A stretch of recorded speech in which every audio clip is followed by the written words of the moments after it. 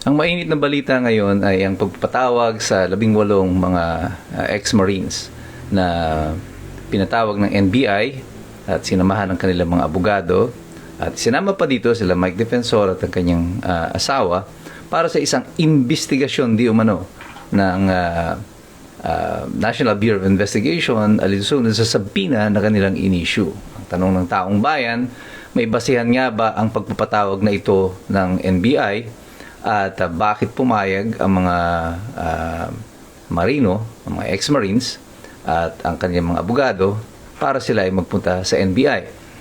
Pag-usapan po natin sa araw na ito yan. Ito po si Attorney Mike Operario. Magandang gabi po sa inyong lahat. Sa pagpunta po ng mga tao na ito, ng mga ex-Marines sa NBI, ang tanong ng marami, sila ba ay nagpasaklaw na dun sa jurisdiksyon ng NBI? At ano nga ba yung totoong jurisdiksyon ng NBI? May kapangyarihan nga ba sila na ipatawag ang 18 Marines para sa isang investigasyon di umano? Yung kaso po na ito ay nadaanan ko na noon. Meron akong isang kliyente na inisyuhan din ng subpoena ng NBI na ang kaso na di umano na siya iniimbestigahan ay usurpation of real rights. Ito ay tungkol lamang dun sa mga illegal na pagbebenta ng lupa o pagbili ng lupa. At dahil dito inisyuhan siya ng subpoena at pinapupunta pa sa NBI. Ang suspetsya ko noon ay malamang yung kalaban niya mayroong kakilala sa NBI o mayroong impluwensya sa loob ng ahensya at pina-issuean siya ng subpoena. At bakit ko sinabi yon? Sapagkat hindi po saklaw ng jurisdiksyon ng NBI yung ganong klase ng mga kaso, yung usurpation of real rights. As a matter of fact, under Section 5 ng Republic Act number 10867 o yung NBI Modernization Act, limitado po ang jurisdiction, ang original jurisdiction ng NBI. Under Section 5, meron lang po silang jurisdiction on human trafficking cases in airports in the Philippines, extrajudicial killings committed by state security forces against media practitioners and activists, and killings of justices and judges, violations of Republic Act number 10175, otherwise known as the Cybercrime Prevention Act, cases referred by the Interagency Anti-Graft Coordinating Council, violations of the anti-dummy law, cases involving threats to security or assaults against persons of the President, Vice President, Senate President, Speaker of the House of Representatives, Chief Justice of the Supreme Court. Transnational crimes pursuant to existing international agreements, identification of dead victims in case of mass fatality incidents caused by natural disasters, and violation of commercial, economic, and financial white-collar crimes. Exception lamang po dito ay kung mayroong specific na kautusan ang Presidente sa pamamagitan ng Department of Justice Secretary na mag-conduct ng investigation when public interest so requires. Sa kaso po ng mga 18 Marines here, ano pong krimen ang supposedly sila ay involved para sila ay ma-subject doon sa investigation ng NBI? Ang investigation po, ang power to issue subpoena ng NBI dapat po ay in relation to a case that is pending before it or that is under investigation by the NBI. Sa kaso po ng 18 marino, ano kaya ang kaso na kanilang na-commit na kung saan sila ay iniimbestigahan na ngayon ay di umano ay sumasaklaw sa jurisdiction ng NBI? Parang hindi po malinaw kung ano yung kanilang krimen na ginawa. Bakit sila iniimbestigahan?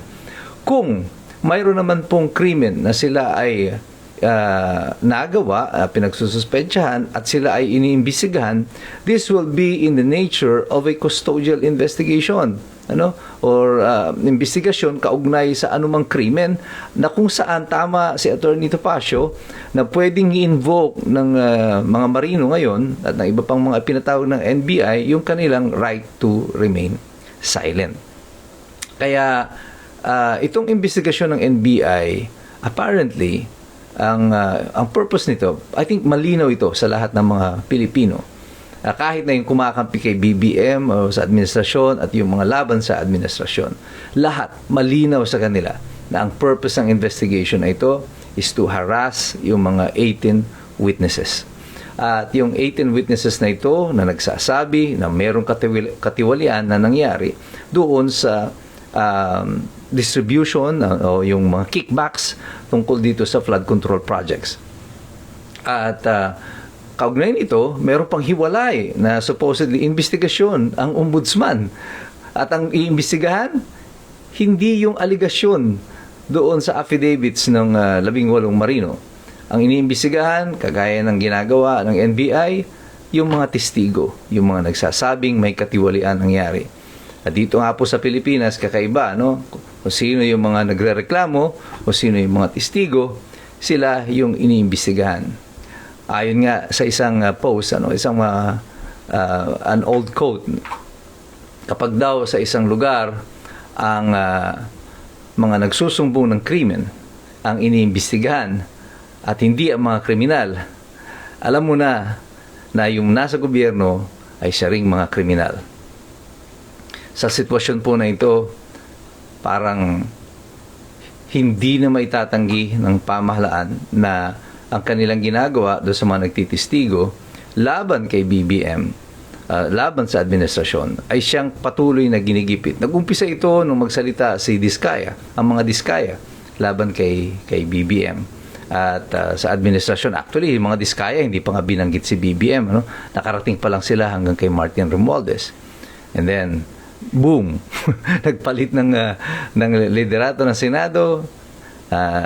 Nawala na yung mga ibang mga iniimbisigahan, naging target na yung mga Diskaya, diniscredit na yung mga Diskaya, yung mga contractors na wala na dun sa usapan, at si Martin Romualdez na wala na sa investigasyon ng Blue Ribbon hanggang sa kasalukuyan, si Ping Lacson pilit na tinatago sa kanyang investigasyon yung mga dapat na managot. Wala siyang pinatawag na iba pang mga in-expose pa niya ng mga contractors. Ang naging target lang ngayon, makikita nyo, is an organized and systematic demolition of the 18 Marines mula sa NBI, Ombudsman, sa Senate Blue Ribbon Committee.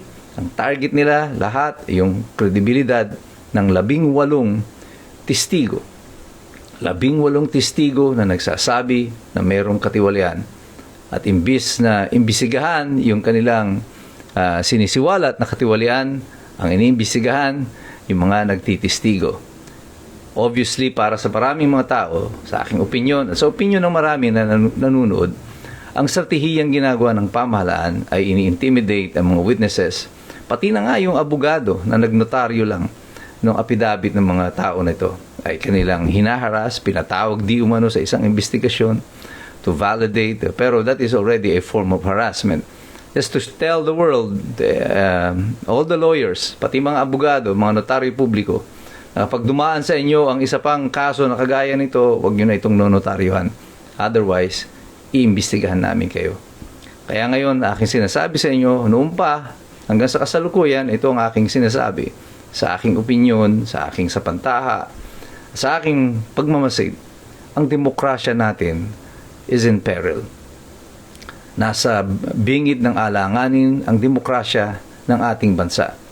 There appears to be like a silent martial law that is declared dito sa ating bansa. Ang tanong dyan, hanggang kailan kaya mananahimik ang mamamayan? Hanggang kailan mananahimik pati ang mga sundalo, mga ordinaryong sundalo na tingin ko ay naaapi sa ganitong klase ng sitwasyon? Ang mahalaga lang po dito, tayong lahat ay nakakaalam ng kung anong estado ng batas, kung ano ang ating mga karapatan, sapagkat mahirap makialam ang taong walang alam. God bless you, God bless us all. Mabuhay ang Republika ng Pilipinas.